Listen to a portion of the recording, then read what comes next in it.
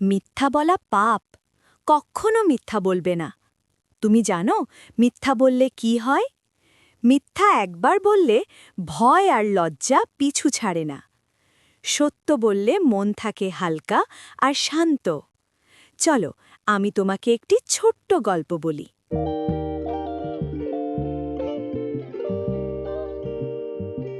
আমি ভুল করে একটি ফুলের টব ভেঙে ফেললাম। ভয় পেলাম মা আমাকে বকবেন। ঠিক তখনই ভাঙা টবের পাশে বিড়ালটা ঘুরতে দেখলাম। হঠাৎ আমার মাথায় এক ফান্দি এলো। মাকে বললাম, মা, টবটা বিড়ালটাই ভেঙেছে। বিড়ালটা আমাকে দেখে অদ্ভুতভাবে হতাশ মনে হলো, কিন্তু বলার পর মনটা হালকা না হয়ে বরং ভারী হয়ে গেল।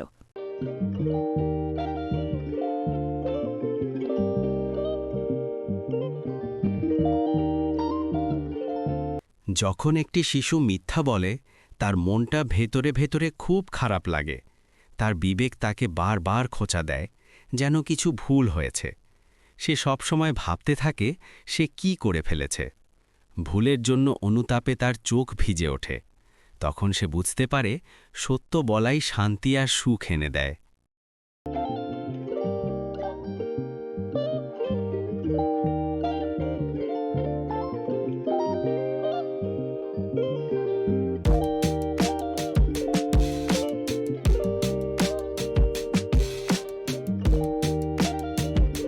আমি মাকে বললাম, আমি মিথ্যে বলছি না।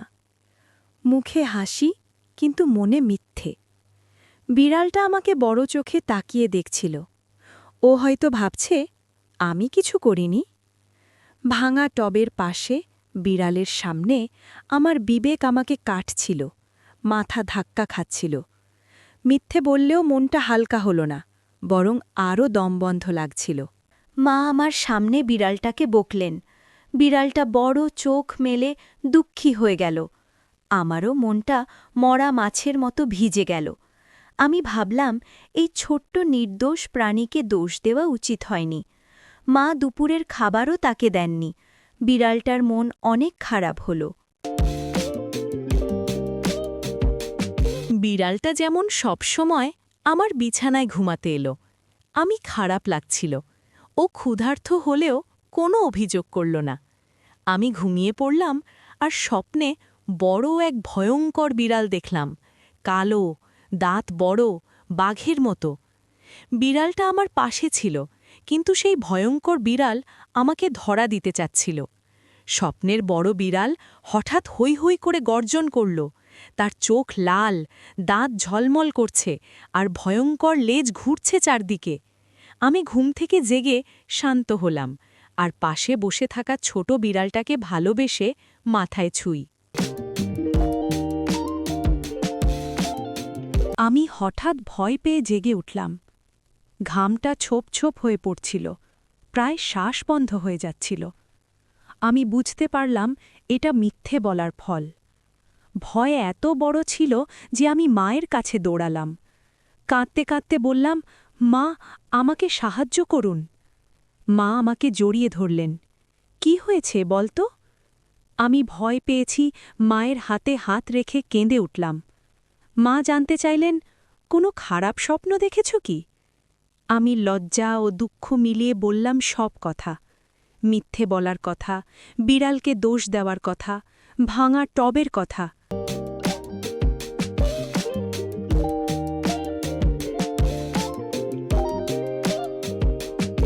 মা আমাকে বললেন, প্রাণীরা খুব বুদ্ধিমান, তারা সব বুঝতে পারে।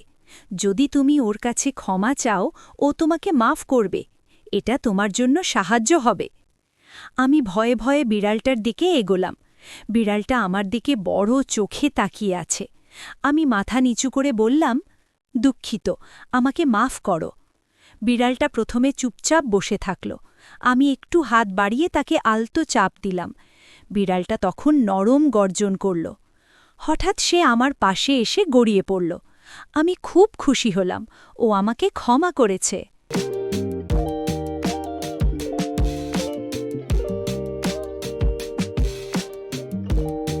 বিড়ালটা আমাকে ক্ষমা করে দিল, মাথা ঘষে দিল আর একটা ছোট্ট চুমু দিল।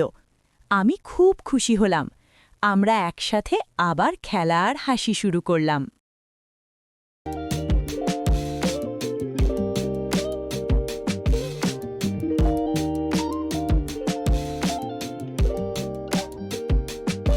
তুমি কি দেখেছ মিথ্যা বললে কি হয়? মাথায় ভয়, মনে দুঃখ আসে। প্রাণীর মতো নির্দোষ কাউকে দোষ দিলে মন খারাপ হয়। স্বপ্নে ভয়ঙ্কর জিনিস দেখা যায়। সত্য বললে মন হালকা হয়, মন খুশি হয়। সর্বশেষে শিখলাম কখনো মিথ্যা বলবে না। আমি এখন প্রতিশ্রুতি দিচ্ছি, আমি কখনো মিথ্যা বলবো না। সব সময় সত্য বলবো, সাহস নিয়ে।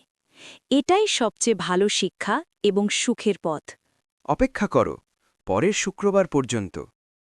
ছোট্ট মেয়ে অ্যান একটি অদ্ভুত ঘটনা দেখল। চাঁদে একটি খরগোশ। হ্যাঁ, চাঁদ থেকে এসেছে খরগোশ। পরের শুক্রবার জানবে তার সঙ্গে কি হলো। আরও রোমাঞ্চ, হাসি ও মজা অপেক্ষা করছে তোমার জন্য।